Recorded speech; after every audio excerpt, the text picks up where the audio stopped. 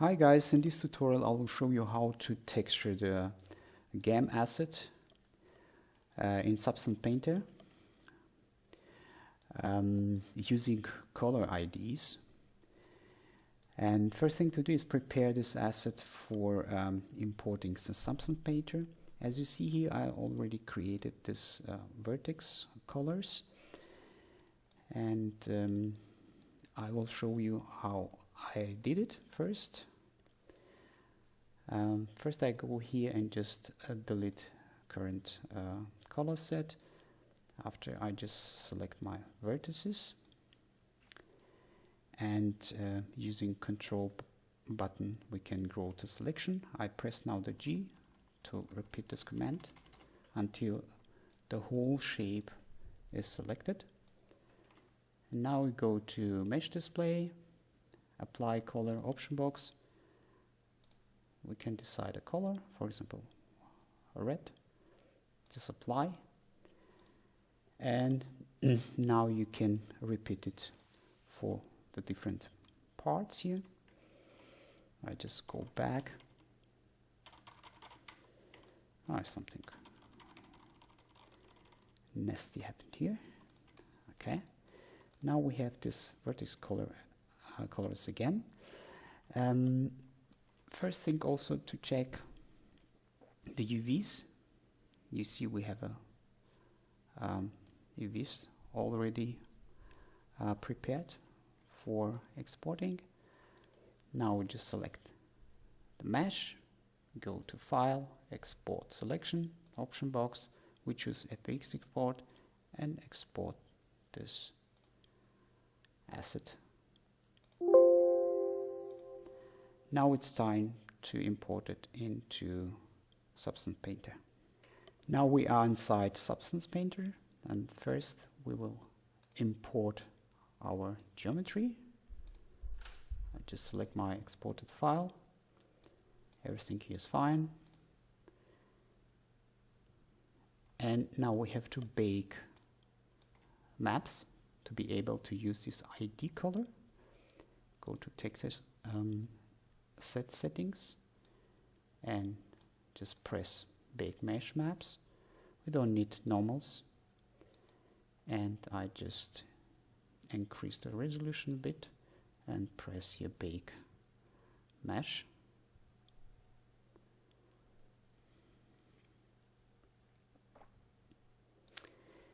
If you press B now, we just go through all baked maps. And now I will use this ID for adding the materials to different parts here. Go to materials. I just type iron in a search field, and we just take this iron row, hold control button and just let it here to this part.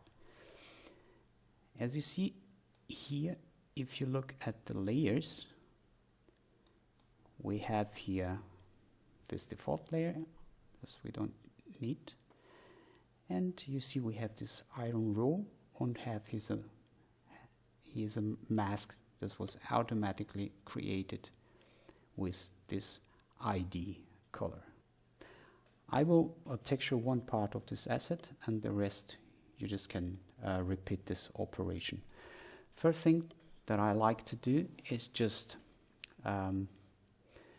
create new group and rename it with the name of this part. We press this one, and I just grab my layer with the left mouse button and just bring it here. And you see now we have this folder, and I name it engine base.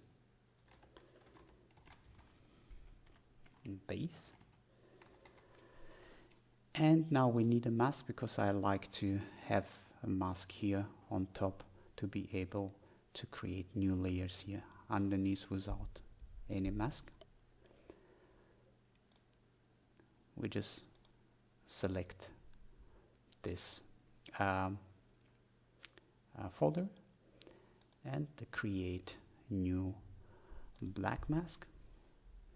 And now I just can copy this mask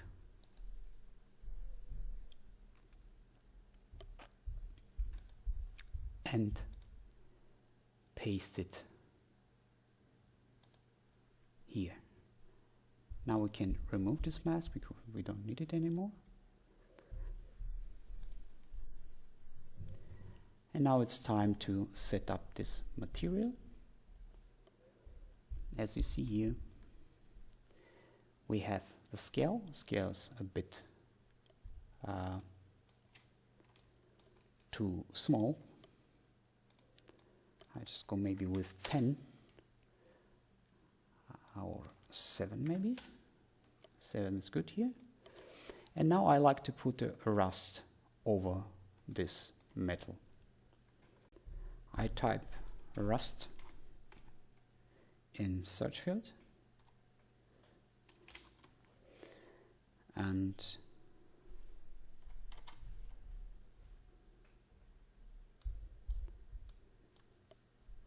I will take this rust with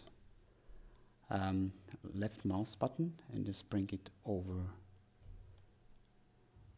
my iron row. And now I would like to paint a mask over the rust here. First thing to do is select the rust material layer and just press this button to add a mask. And I like to have a black mask.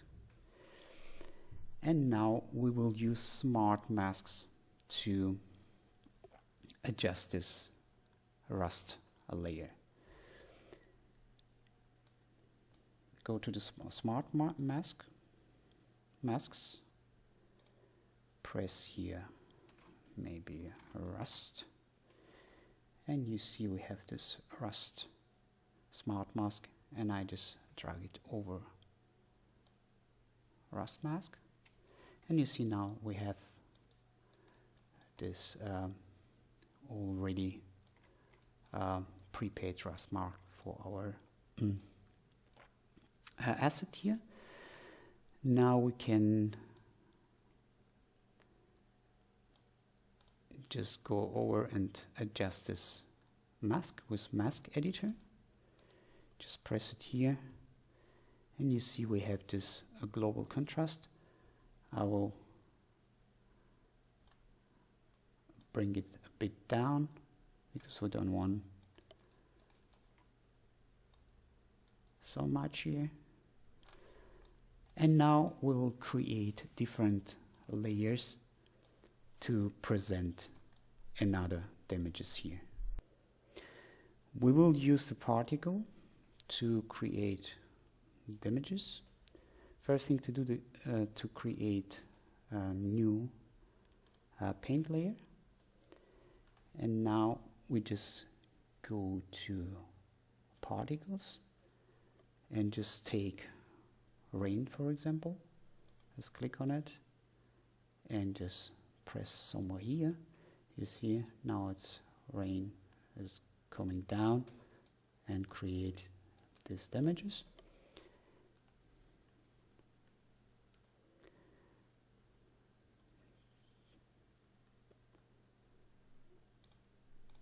Okay.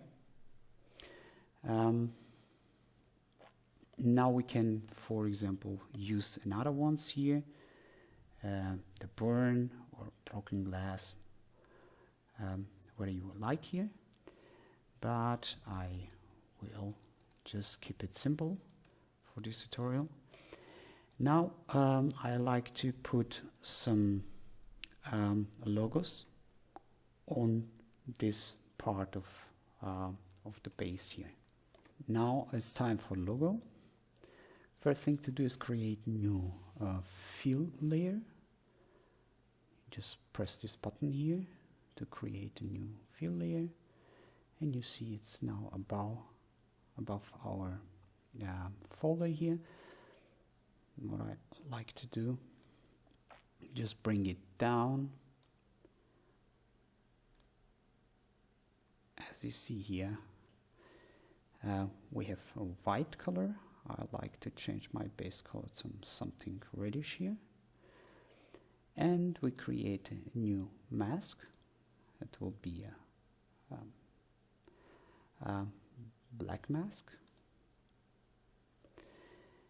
And now I will create a new paint layer. I rename it to logo. And now we can use the brush. I take this one and we will use a stencil. I just take this nuclear one. You see, if you navigate here, you can place it wherever you want, but if you press S, and with S you can just S and right mouse button, you can just scale the logo here or the stencil about this size maybe, and now you just can paint it here just like that. Okay, now I will deactivate this stencil, and I like to put also the images over the logo. I create another paint layer. We can rename it to rain, and we will use now the particles again. I will choose this rain. I set the color to black and just click here, and you see here we'll get the images here. Maybe press it a couple times to get it better look for that. Okay, that's it. We have now our asset, and yet as you see here we have everything in one folder here, and you can repeat this process for the rest of this model. Now it's time to export the texture maps. First thing to do, go to export textures, adjust the file, go to my E drive, Maya projects, and I put it here in source images under engine, select folder. Under configuration, I'm using Arnold 5 here, and we just say export. After a couple moments, the textures are ready to use. And now it's time to open the Maya and set it up for rendering. Now we are again in Maya. Here's the final rendering with Arnold. I've already set up all maps here, coming from Substancepainter. Okay, that's it. Thank you very much for watching. Leave a comment if you like this video and subscribe. See you in the next one. Bye.